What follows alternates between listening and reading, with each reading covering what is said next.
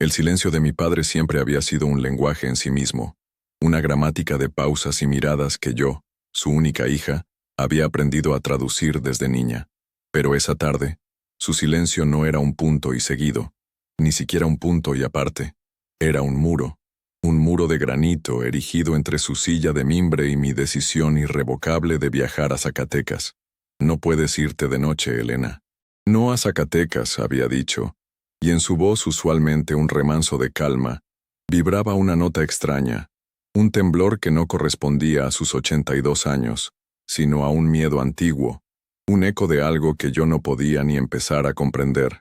Vivíamos en Aguascalientes, apenas a un suspiro de distancia, un trayecto que yo había hecho 1000 veces, pero nunca de noche. Ahora que lo pensaba, siempre salíamos con el sol y regresábamos antes del atardecer. Era una de esas reglas no escritas, como la de no hablar de la abuela o no preguntar por qué nos mudamos tan de repente cuando yo tenía apenas 6 años. Papá, la tía Inés está muy mal. La doctora dijo que son horas. Quiere verme. Le expliqué con toda la paciencia que pude reunir. Mi voz sonaba razonable, adulta, pero chocaba contra la pared de su negativa.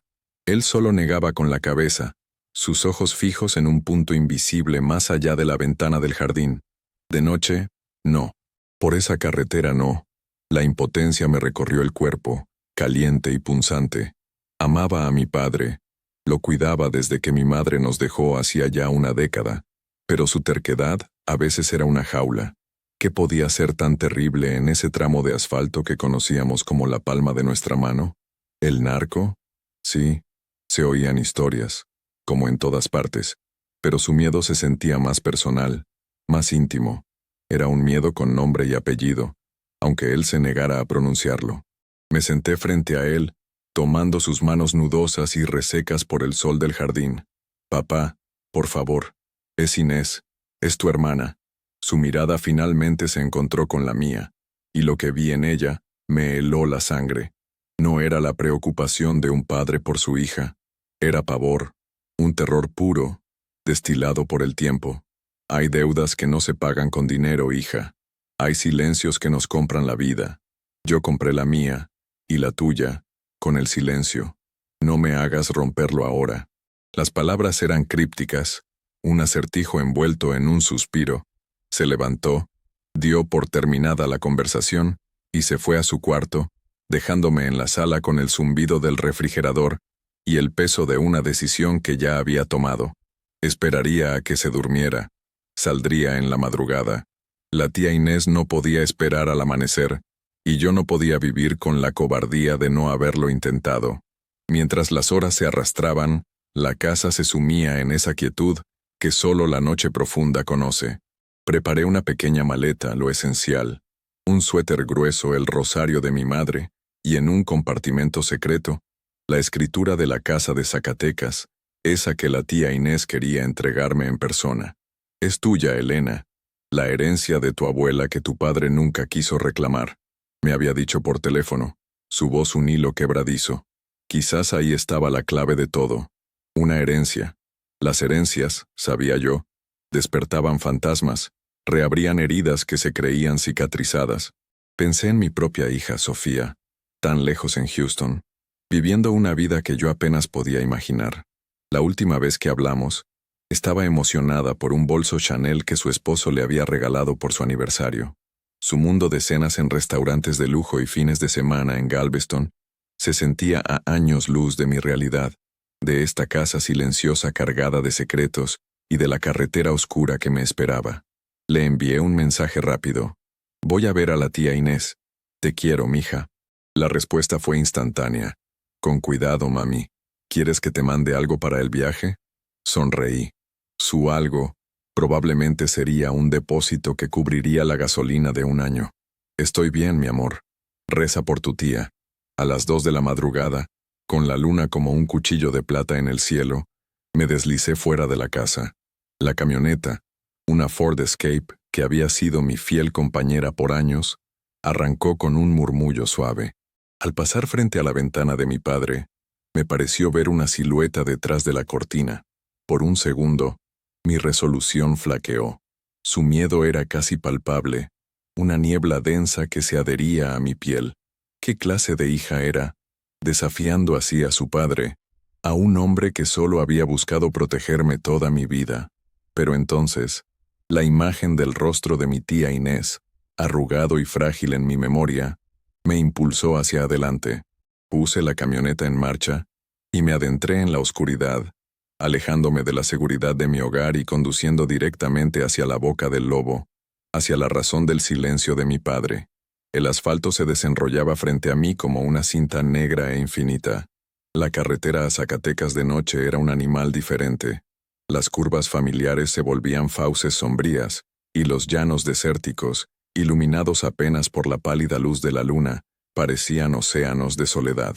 La música de la radio no lograba llenar el vacío, así que la apagué, dejando que el monótono zumbido del motor fuera mi única compañía. Mi mente, sin embargo, era un hervidero de pensamientos. Las palabras de mi padre rebotaban en mi cráneo. Hay deudas que no se pagan con dinero. ¿Qué deuda? Mi padre era el hombre más honorable que conocía, un hombre que había trabajado de sol a sol toda su vida para darnos lo necesario, un hombre cuya única extravagancia era comprar las mejores semillas para sus rosales. No podía imaginarlo enredado en algo turbio, en algo que justificara un miedo tan visceral después de casi 50 años. Recordé fragmentos de conversaciones, susurros entre mi madre y mi tía en las pocas ocasiones en que nos visitaba. Hablaban de la tierra, de un socio traidor, de un susto muy grande. Yo era una niña, y esas palabras eran solo ruido de fondo para mis juegos. Ahora, en la soledad de esta carretera, esas palabras adquirían un peso ominoso. Traté de reconstruir la imagen de nuestra vida en Zacatecas. Recordaba una casa grande, más grande que esta, con un patio lleno de macetas de geranios y un olor a tierra mojada. Recordaba el rostro borroso de mi abuelo, un hombre alto con un bigote espeso que me hacía cosquillas. Pero todo se desvanecía en una especie de neblina, como si alguien hubiera corrido un velo sobre mis recuerdos justo antes de cumplir los 6 años. Nuestra mudanza a Aguascalientes fue abrupta. Una noche nos acostamos en Zacatecas, y a la mañana siguiente despertamos en esta casa, con nuestras cosas a medio desempacar, y un silencio sepulcral sobre el tema. Mi padre consiguió trabajo en una fábrica textil, y mi madre se dedicó al hogar, y la vida siguió, pero siempre con ese capítulo arrancado del libro de nuestra historia. La tía Inés era el único puente que nos quedaba con ese pasado, un puente que ahora se estaba derrumbando. Su llamada no solo había sido un aviso de su inminente partida, sino una citación. Tenía algo que decirme, algo que entregarme, y sentía en mis huesos que era la llave para abrir esa puerta cerrada con tanto celo por mi padre. El cansancio comenzaba a hacer mella en mí. Los faros de la camioneta cortaban la oscuridad, pero a los lados, el mundo era un abismo de sombras. Me detuve en un parador desolado, una isla de luz fluorescente en medio de la nada. Solo había un camión de carga estacionado, su motor ronroneando en la noche. Bajé a estirar las piernas y a comprar un café. El hombre que atendía, un joven con ojos cansados, apenas me miró. Le di un billete y mientras me daba el cambio, sus ojos se posaron en la carretera por la que yo había venido. Va para Zacatecas, ¿verdad? Asentí. ¿Sola? Volví a asentir, un nudo formándose en mi garganta. Él chasqueó la lengua. Tenga cuidado, señora. Esta carretera no es buena de noche. No por los rateros nomás. Dicen que por aquí espantan. Me reí. Una risa nerviosa que sonó falsa incluso para mis oídos. No creo en esas cosas, joven. Él se encogió de hombros. Yo tampoco creía, hasta que me tocó ver. Sombras que cruzan el camino, luces que no son de ningún carro, gente que se aparece y desaparece. Agradecí el café y volví a la camioneta, con sus palabras resonando en mi cabeza. No era una mujer supersticiosa, pero en la vulnerabilidad de la noche, cualquier semilla de miedo encontraba tierra fértil. De vuelta en el camino, cada sombra parecía tomar una forma humana. Cada reflejo en el espejo retrovisor me hacía saltar el corazón. ¿Era esto lo que temía mi padre? ¿Fantasmas? No, su miedo era más terrenal. El joven del parador había mencionado a los rateros, y esa era una amenaza real. Me aseguré de que los seguros estuvieran puestos, y sostuve el volante con más fuerza. Fue entonces cuando vi las luces. Al principio, era solo un punto brillante en mi espejo retrovisor, muy a lo lejos, pero se acercaba a una velocidad alarmante. No era un tráiler, parecía una camioneta grande, una de esas pick-up negras con vidrios polarizados que infunden respeto o miedo. Reduje la velocidad, esperando que me rebasara y siguiera su camino, pero no lo hizo. Se pegó a mi defensa trasera, sus faros potentes deslumbrándome, llenando mi cabina de una luz blanca y cegadora. El corazón me empezó a latir con una fuerza descomunal, un tambor desbocado contra mis costillas. Podía sentir la vibración de su motor, un gruñido amenazante que parecía decirme que no tenía escapatoria. Aceleré, tratando de dejarla atrás, pero la camioneta negra era un depredador jugando con su presa. Se mantenía pegada a mí, sin importar mi velocidad. La carretera se volvió una sucesión de curvas cerradas que bordeaban un barranco. Era un tramo peligroso incluso a plena luz del día. La camioneta negra se emparejó a mi lado. Intenté ver el rostro del conductor, pero los vidrios eran un muro de oscuridad. Entonces, sentí el primer golpe, un impacto seco y metálico en mi costado izquierdo que me hizo dar un volantazo. Las llantas de mi camioneta chirriaron, luchando por mantenerse en el asfalto. Grité, una mezcla de terror y furia. Me estaban intentando sacar del camino. Otro golpe, esta vez más fuerte, me empujó peligrosamente hacia el borde del precipicio. Vi las pequeñas cruces blancas al lado de la carretera, homenajes a otros que no habían tenido suerte en esa misma curva. El pánico se apoderó de mí, un frío glacial que paralizaba mis músculos. Dios mío, papá, tenías razón, susurré. En ese instante de terror absoluto, una imagen vino a mi mente. Mi padre en su jardín, podando sus rosas con una delicadeza infinita. La contradicción entre ese hombre apacible y la violencia que estaba viviendo era tan brutal que me sacudió. Esto no era al azar. Esto no era un simple intento de asalto. Ellos sabían quién era yo. Y no querían mi camioneta, ni mi bolso. Querían que yo no llegara a Zacatecas. Con una oleada de adrenalina que quemó el miedo, pisé el freno a fondo. La camioneta negra, tomada por sorpresa, me rebasó unos metros. Fue mi única oportunidad. Giré el volante bruscamente hacia la izquierda, invadiendo el carril contrario y acelerando a fondo. La camioneta negra reaccionó, pero yo ya le llevaba unos segundos de ventaja. Entré en una recta y pisé el acelerador hasta donde daba. No miré atrás. Solo conduje, con las lágrimas corriendo por mis mejillas y el sabor metálico del miedo en mi boca. Había escapado, pero ahora lo sabía. La razón del silencio de mi padre no era un fantasma. Era una bestia de carne y hueso que seguía viva, y que, por alguna razón, después de casi 50 años, había vuelto a despertar. Mi huida desesperada terminó en el siguiente pueblo. Un puñado de casas dormidas bajo un cielo que empezaba a clarear con los primeros indicios del alba. Las luces de una gasolinera abierta las 24 horas me parecieron un santuario. Me estacioné lo más cerca posible de la entrada de la tienda, con el motor aún en marcha y el cuerpo temblando de forma incontrolable. El costado izquierdo de mi camioneta era un amasijo de metal abollado y pintura raspada, un testimonio brutal de lo que acababa de suceder. Me quedé un largo rato con la frente apoyada en el volante, tratando de normalizar mi respiración. Cada vez que cerraba los ojos veía los faros de la camioneta negra. Sentía el impacto, el vértigo del barranco. Mi padre no era un viejo temeroso.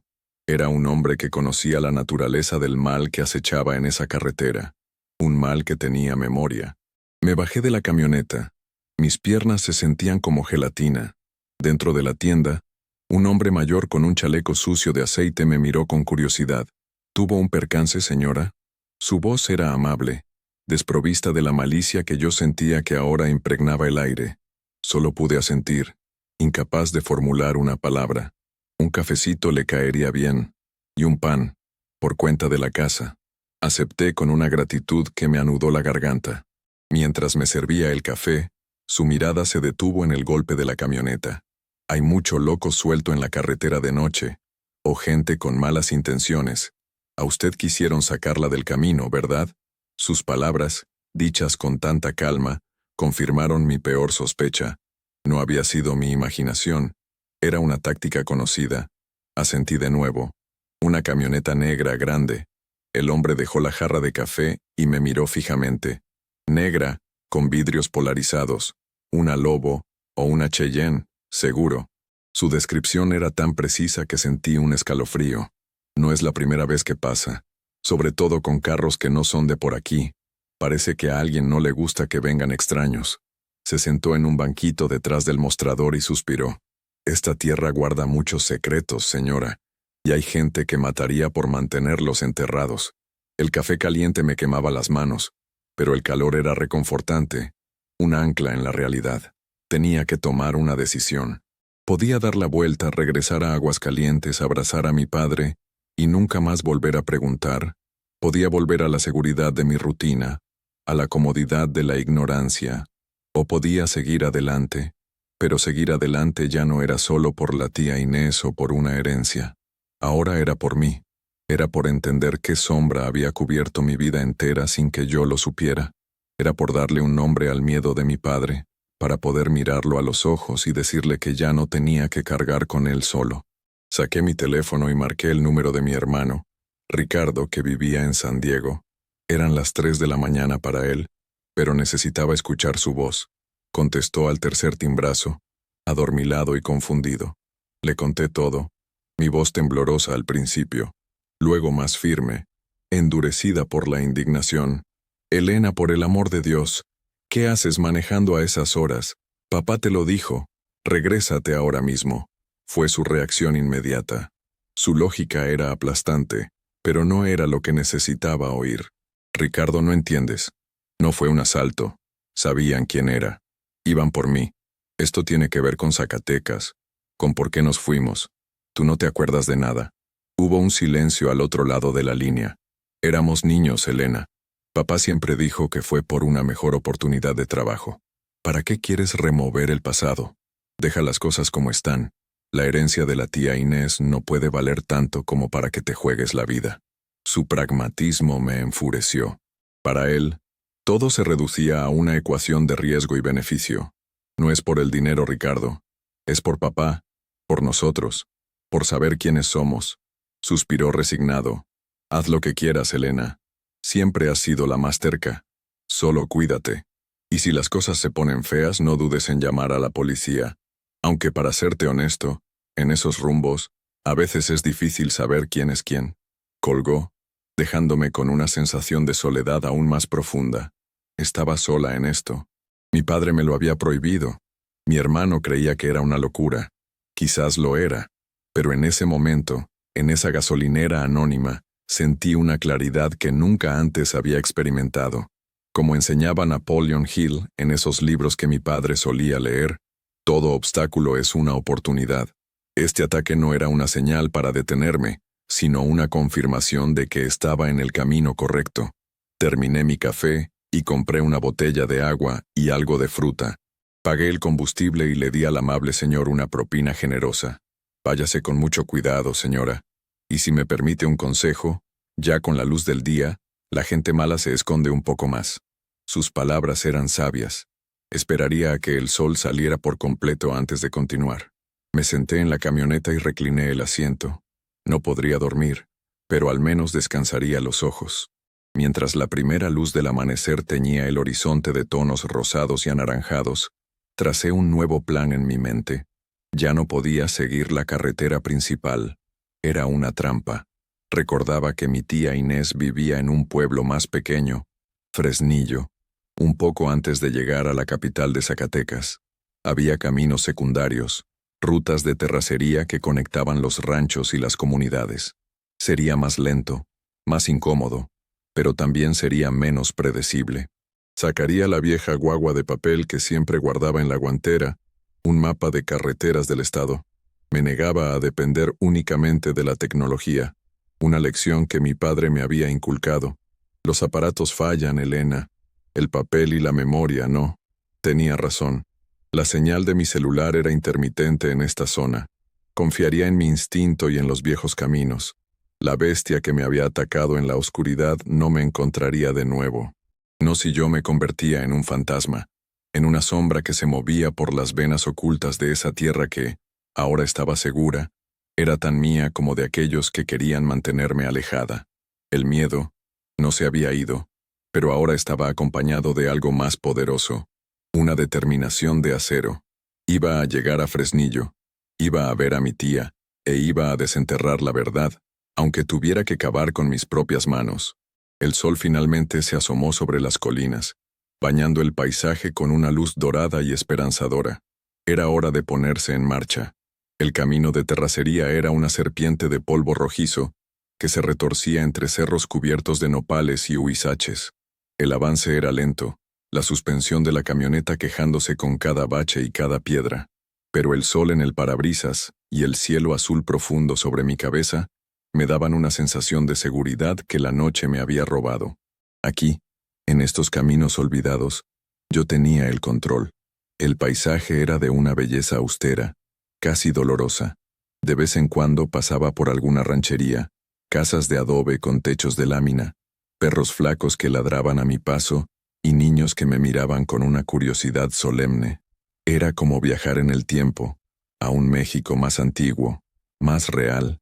El recuerdo de mi hija hablando de su vida en Estados Unidos volvió a mi mente. Mencionó que estaba pensando en remodelar su cocina y que el presupuesto se había disparado porque el mármol que quería era italiano. Y aquí estaba yo, en un camino donde el único lujo era la sombra de un mezquite. Nuestros mundos no podían ser más distintos, y sin embargo, el amor que nos unía era el mismo hilo invisible que me impulsaba a seguir adelante, a poner en orden el pasado para que el futuro de los nuestros fuera más limpio, más honesto. Después de un par de horas de camino sinuoso, con el sol ya en lo alto, la llanta trasera derecha reventó. El sonido fue como un disparo, seguido de un tirón violento que casi me hace perder el control. Logré orillar la camioneta bajo la escasa sombra de un pirul. El calor era sofocante y el silencio, absoluto. Ni un pájaro, ni un insecto. Solo el latido de mi propio pulso en mis oídos. Maldije mi suerte. Cambiar una llanta bajo este sol era una tarea agotadora, pero no tenía otra opción. Estaba a kilómetros de cualquier lugar habitado. Saqué el gato y la cruceta y me puse a trabajar. El sudor me empapaba la blusa. El polvo se me pegaba a la piel. Mientras luchaba con una tuerca oxidada, un pensamiento oscuro se abrió paso en mi mente. ¿Y si esto no era mala suerte? ¿Y si la llanta no había reventado sola? Me arrodillé y examiné el caucho. No era un clavo ni una piedra. Era un tajo limpio, un corte deliberado en el costado del neumático. Alguien lo había hecho mientras yo estaba en la gasolinera. No me habían perdido la pista. Solo habían cambiado de estrategia. El miedo regresó, frío y paralizante. Estaba varada, expuesta, una presa fácil. Miré a mi alrededor, escudriñando las colinas yermas. No se veía a nadie, pero sentía sus ojos sobre mí. Estaban esperando, observando. Fue entonces cuando lo vi. A lo lejos, en la cima de una colina, se erigía una construcción. No era una casa de adobe, era una hacienda. Una de esas antiguas fincas de cantera rosa, con arcos y un torreón, un vestigio de la riqueza minera de Zacatecas. Parecía abandonada, pero de una de sus chimeneas salía un delgado hilo de humo. La esperanza, por frágil que fuera, era mejor que la desesperación. Dejé todo y empecé a caminar hacia la hacienda. La subida fue ardua, el sol inclemente. Cada paso era un esfuerzo. Me sentía como una peregrina acercándose a un santuario improbable. A medida que me acercaba, noté que la hacienda no estaba tan abandonada como parecía. Los jardines, aunque silvestres, mostraban signos de cuidado. La gran puerta de madera estaba abierta. Entré con cautela, llamando en voz alta. «Buenas. ¿Hay alguien?» El interior era un oasis de frescura y penumbra. Un hombre mayor, vestido con un impecable pantalón de gabardina y una guayabera blanca, apareció desde una de las habitaciones. Era alto, delgado, con el cabello completamente blanco y unos ojos azules sorprendentemente claros. ¿Puedo ayudarla en algo, señora? Su voz era educada, con el acento cantado de la gente de la región. Le expliqué mi situación, la llanta ponchada, el calor, el corte en el neumático. Él escuchó con atención, asintiendo lentamente. «Quédese, por favor. Está usted en la Hacienda San Marcos. Mi nombre es don Federico Rivera, a sus órdenes. En un rato mando a uno de mis muchachos a que la ayude con su llanta. Pero primero, acepte un vaso de agua fresca. Se le ve agotada. Su hospitalidad era tan genuina que me desarmó. Me condujo a un salón amplio, con muebles antiguos de madera oscura, retratos al óleo en las paredes y una vista espectacular del valle. Me trajo una jarra de agua de limón con chía y se sentó frente a mí. «No es usted de por aquí, ¿verdad?», negué con la cabeza. «Soy de Aguascalientes. Mi nombre es Elena Rojas». Al oír mi apellido, sus ojos azules se entrecerraron ligeramente. Una chispa de reconocimiento. «¿Rojas? ¿Es usted familia de Joaquín Rojas?». Mi corazón dio un vuelco. «Es mi padre». Don Federico se recargó en su asiento, una expresión indescifrable en su rostro. Conocí a su padre y a su abuelo, don Ignacio. Hombres de bien, hombres de palabra. Tuvieron que irse de aquí muy deprisa, hace ya casi 50 años. Hizo una pausa, midiendo sus palabras. No me extraña que le hayan cortado la llanta. Hay gente que no olvida, o más bien hay gente que no quiere que otros recuerden. Sus palabras eran la confirmación que necesitaba.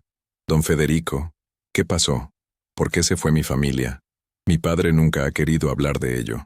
El anciano miró por la ventana, hacia las colinas rojizas. Su abuelo era socio de un hombre muy poderoso, Ramiro Fuentes. Eran dueños de varias minas pequeñas y de muchas tierras. La ambición de Fuentes no tenía límites. Quería todo para él. Una noche hubo una disputa muy fuerte en la oficina de la mina. Se oyeron gritos, un disparo. Al día siguiente, Fuentes apareció muerto. Le habían disparado por la espalda. Me quedé sin aliento. ¿Y culparon a mi abuelo? Don Federico negó con la cabeza. No, culparon al capataz, un hombre leal a su abuelo. Pero todos sabían que era una trampa. El que realmente orquestó todo fue el hijo de Ramiro, un joven igual o más ambicioso que el padre, llamado Arturo Fuentes. Él quería el control total y usó la muerte de su propio padre para deshacerse de los Rojas. Amenazó a su abuelo, a su padre.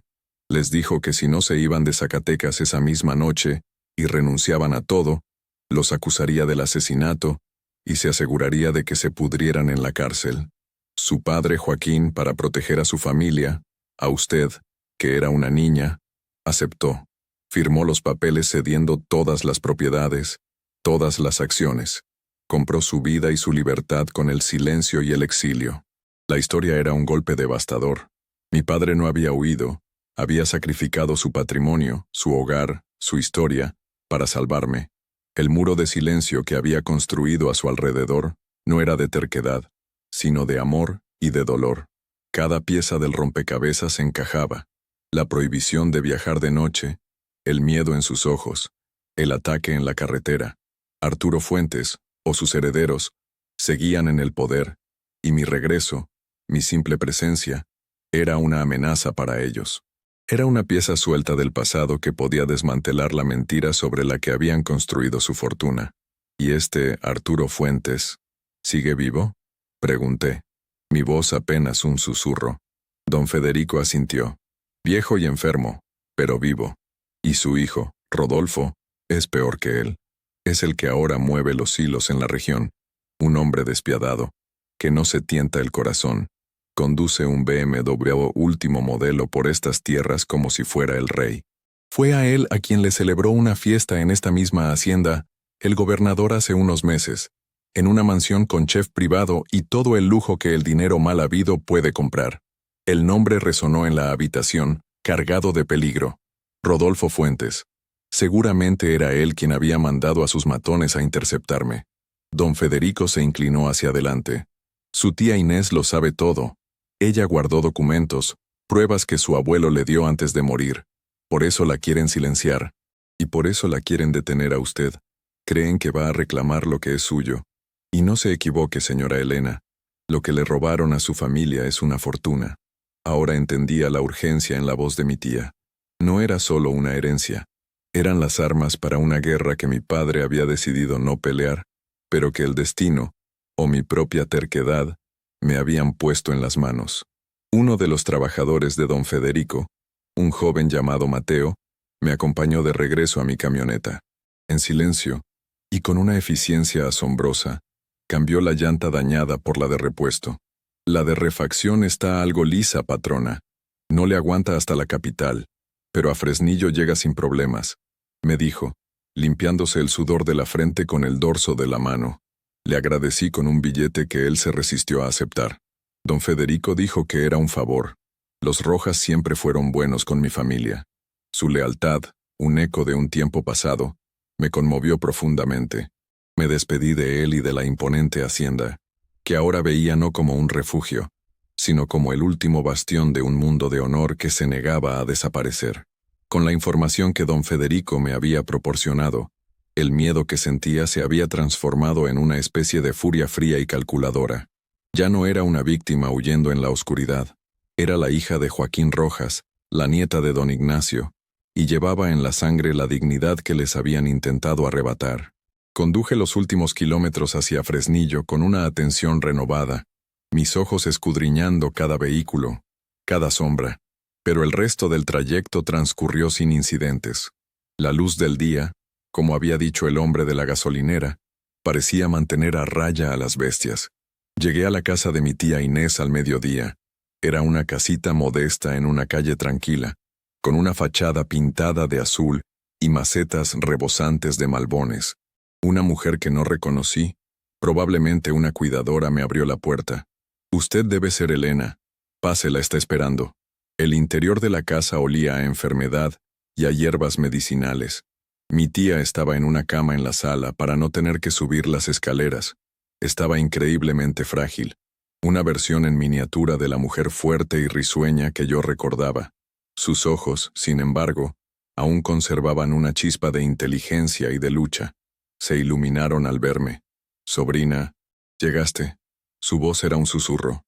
Me arrodillé a su lado y tomé su mano, fría y delgada como el papel. «Aquí estoy, tía. Aquí estoy». Luchó por incorporarse un poco. Su respiración era un silbido fatigoso. «No tenemos mucho tiempo. Escúchame bien, Elena. Tu padre es un santo. Sacrificó todo por nosotros. Pero el sacrificio no debe ser olvido. La justicia, aunque tarde, debe llegar». Con un esfuerzo tremendo, sacó de debajo de la almohada una llave antigua y un sobre amarillento. «Esta es la llave de una caja de seguridad en el viejo banco de Zacatecas, en el centro. A nombre de tu abuela, tu tocaya, Elena. Dentro está todo». Sus ojos se llenaron de lágrimas. Los papeles originales de las tierras, las acciones de las minas firmadas por Ramiro Fuentes antes de que su propio hijo lo matara, y una carta del capataz que culparon, escrita antes de que lo suicidaran en la cárcel. En ella cuenta toda la verdad, cómo Arturo Fuentes lo obligó a disparar bajo amenaza de matar a su familia. La revelación era monstruosa. Arturo Fuentes no solo había robado y amenazado, había orquestado el asesinato de su propio padre. La magnitud de su maldad era difícil de procesar. «Ten cuidado, Elena. Rodolfo Fuentes sabe que yo existo. Sabe que guardo los secretos. Por eso sus hombres vigilan la casa día y noche. Por eso te atacaron. Creen que vienes a desatar el infierno». Miré por la ventana y efectivamente, al otro lado de la calle, había una camioneta estacionada. No era la misma de la noche anterior, pero el estilo era inconfundible. Una Suburban gris, con vidrios tan oscuros que parecían absorber la luz.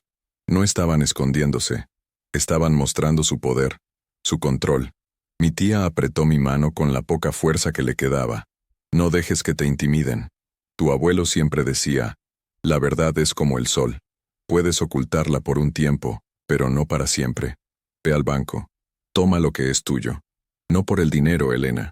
Por el honor de nuestro apellido, por tu padre». Cerró los ojos, agotada por el esfuerzo. Se había aferrado a la vida solo para entregarme esa estafeta. Ahora era mi turno de correr. Salí de la habitación y le pedí a la cuidadora, una mujer llamada Consuelo, que me dejara usar su cocina para preparar un té. Necesitaba un momento para pensar, para asimilarlo todo. Mientras el agua hervía, mi mente trabajaba a toda velocidad. Ir al banco en la capital era una misión suicida. Me estarían esperando. La camioneta gris de afuera era una declaración de guerra. No podía enfrentarlos de frente. Tenía que ser más inteligente. Recordé las palabras de mi padre sobre la tecnología y el papel. Ellos esperaban que yo actuara como una mujer de ciudad, predecible, pero yo era hija de un hombre de campo, un hombre que me enseñó a observar, a ser paciente, a usar el terreno a mi favor. Miré a Consuelo, una mujer de unos 50 años, con un rostro curtido por el sol y una mirada tranquila. ¿Conoce bien Fresnillo, Consuelo? Ella asintió. Como la palma de mi mano, señorita. Nací y crecí aquí. Le expliqué mi plan. Era arriesgado, pero era la única oportunidad que tenía. Necesitaba una distracción. Necesitaba desaparecer a plena vista. Consuelo me escuchó sin interrumpir, sus ojos evaluándome. Cuando terminé, hubo un largo silencio. Pensé que se negaría, que me tomaría por loca, pero entonces, una sonrisa lenta se dibujó en su rostro. Arturo Fuentes le quitó las tierras a mi abuelo también. Será un honor ayudar a ponerle un alto a su maldita estirpe. El plan era sencillo, y por eso mismo, hermoso en su audacia. Consuelo tenía una hermana que se parecía a mí en complexión y altura. Le prestaría mi ropa, mi bolso, incluso mi camioneta abollada. Ella saldría de la casa conduciendo, tomando la carretera principal hacia Zacatecas. Sería el señuelo perfecto. Los hombres de Fuentes la seguirían, convencidos de que era yo, y la interceptarían en algún punto del camino. Mientras tanto, yo saldría por la puerta de atrás, vestida con ropa de Consuelo, un rebozo cubriéndome la cabeza, y tomaría un autobús local, uno de esos que van parando en cada pueblo, hasta la capital. Me mezclaría con la gente, sería invisible. Una mujer más, una campesina yendo al mercado. Hicimos el cambio rápidamente.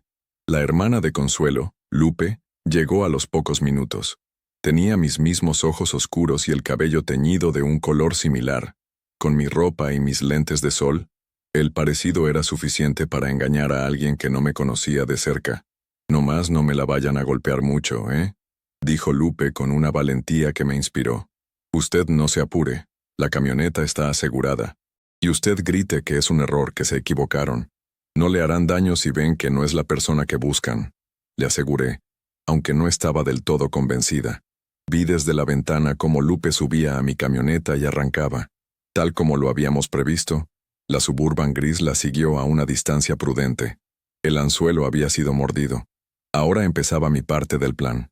Consuelo me guió por un patio trasero lleno de gallinas y un pequeño huerto, hasta una puertecita que daba a un callejón. La central de autobuses está a unas 10 cuadras para allá, me indicó.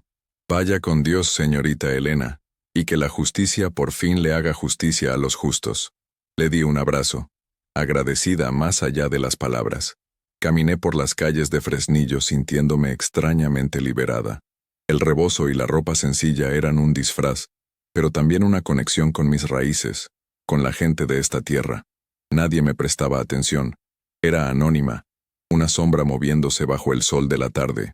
En la central, un caos de gente, vendedores y ruido. Compré mi boleto a Zacatecas. El autobús era viejo y ruidoso, pero para mí era el carruaje más seguro del mundo. Mientras el vehículo se alejaba de Fresnillo, vi a lo lejos las sirenas de una patrulla federal dirigiéndose por la carretera principal.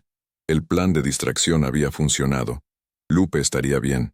Ahora, todo dependía de mí. El viaje en autobús fue un caleidoscopio de rostros y paisajes. Madres con niños, jornaleros con las manos agrietadas, ancianas que dormitaban con la boca abierta. Escuché fragmentos de conversaciones, risas, quejas sobre el calor y el gobierno. Me sentí parte de algo, de un México que resiste, que sobrevive con dignidad a pesar de los abusos de los poderosos como los Fuentes. Llegué a Zacatecas al atardecer. La ciudad, con su cantera rosa encendida por los últimos rayos de sol, era de una belleza sobrecogedora. Era la ciudad que me habían robado. El Banco de Zacatecas estaba en el corazón del centro histórico, un edificio colonial imponente. Ya estaría cerrado, por supuesto. Tendría que esperar hasta la mañana siguiente. Necesitaba un lugar donde pasar la noche, un lugar discreto donde nadie hiciera preguntas. Encontré una pequeña casa de huéspedes a unas cuadras del centro, regentada por una mujer mayor que me recordó a mi tía. Pagué en efectivo y me encerré en mi habitación. La noche fue larga. Apenas dormí. Repasé el plan una y otra vez.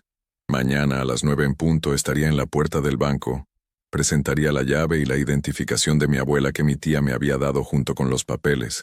Sacaría el contenido de la caja y entonces... ¿Entonces qué? ¿Ir a la policía? Ricardo tenía razón. ¿En quién se podía confiar? ¿Enfrentar a Rodolfo Fuentes? Sería un suicidio. La respuesta vino a mí en la quietud de la madrugada. No buscaría venganza, ni siquiera justicia en el sentido legal. Buscaría algo más poderoso. La paz. La paz para mi padre. Usaría la verdad no como un arma, sino como un escudo. A la mañana siguiente, me vestí con la ropa que había comprado en Fresnillo, sencilla pero limpia. Me presenté en el banco 10 minutos antes de que abrieran. El gerente, un hombre joven con un traje que le quedaba un poco grande, me miró con desconfianza cuando le presenté la llave y los documentos. Eran demasiado antiguos. Pero después de una larga verificación en sus archivos, su actitud cambió. Me condujo a la bóveda, un santuario de acero y silencio. La caja de seguridad número 347 no había sido abierta en casi 50 años. Cuando el empleado la sacó y la puso sobre la mesa en un cuarto privado, mi corazón latía con fuerza. Dentro, cuidadosamente envuelto en una tela de lino, estaba el sobre que mi tía había mencionado. Mis manos temblaban al abrirlo. Allí estaban los títulos de propiedad, los certificados de acciones y la carta del capataz, escrita con una caligrafía temblorosa pero clara. Leer sus palabras fue como escuchar la voz de un fantasma. Describía con detalle la noche del asesinato, la coacción de Arturo Fuentes, el miedo, la desesperación. Era la prueba irrefutable de un crimen que había permanecido impune durante medio siglo. Guardé los documentos en mi bolso, que ahora pesaba más que todo el oro de Zacatecas. Al salir del banco me sentí observada. No era paranoia. Un hombre con un traje mal cortado y cara de pocos amigos, que había estado fingiendo leer un periódico en una banca del jardín de enfrente, se levantó y empezó a hablar por teléfono. Me habían encontrado. No corrí. Caminé con calma hacia la catedral, mezclándome con los turistas y los fieles. Entré en el templo, el olor a incienso y cera llenando mis pulmones. Me arrodillé en una de las bancas y recé. No por mi seguridad, sino por claridad, por la fuerza para hacer lo correcto. Al salir por una puerta lateral, el hombre del traje me estaba esperando. «Señora Rojas», dijo, su voz era una lija. «El señor Fuentes quiere hablar con usted». A su lado, estaba estacionado el BMW negro del que me había hablado don Federico. La puerta trasera se abrió. Sabía que era una trampa, pero también sabía que era inevitable. Este era el momento de la verdad. Subí al coche. Dentro, Rodolfo Fuentes me esperaba. Era un hombre de mi edad, con el cabello plateado y unos ojos fríos y calculadores. Vestía un traje de lino que probablemente costaba más de lo que yo ganaba en un año. En su muñeca brillaba un reloj de oro. Me miró con una mezcla de curiosidad y desdén. «Así que la hija del cobarde decidió regresar», dijo a modo de saludo. «Mi padre no es un cobarde», respondí. Mi voz, sorprendentemente firme. «Es un hombre que valoró la vida de su familia por encima del dinero. Un concepto que usted probablemente no entienda». Una sonrisa torcida se dibujó en su rostro. «El dinero es lo único que importa, señora. Es poder. Y es lo que usted viene a buscar, ¿no? Su herencia. Déjeme adivinar. Trae unos papeles viejos en ese bolso y cree que puede venir a reclamar lo que mi familia ha construido durante 50 años». Negué con la cabeza. «No quiero su dinero, señor Fuentes. No quiero sus tierras. Quiero algo que usted no me puede dar, pero que yo puedo tomar. La verdad». Saqué el sobre del bolso y lo puse sobre el asiento de cuero entre nosotros. Él lo miró con recelo. Aquí está la historia de su fortuna. La confesión del asesinato de su abuelo, orquestado por su propio padre. Los títulos que le robaron a mi familia. Sus ojos se clavaron en los míos, buscando una señal de debilidad, de chantaje. No la encontró. No voy a ir a la policía. No voy a ir a los periódicos. Porque eso solo traería más dolor, más violencia. Y mi familia ya ha tenido suficiente. Le voy a dar estos papeles, a cambio de una sola cosa. Él enarcó una ceja intrigado. ¿Qué es lo que quiere? Lo miré directamente a los ojos, sin parpadear.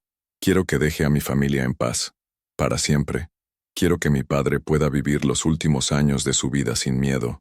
Quiero que el nombre de mi abuelo quede limpio, aunque sea solo entre usted y yo. Quiero que la deuda de sangre y silencio se termine aquí, hoy, en este coche.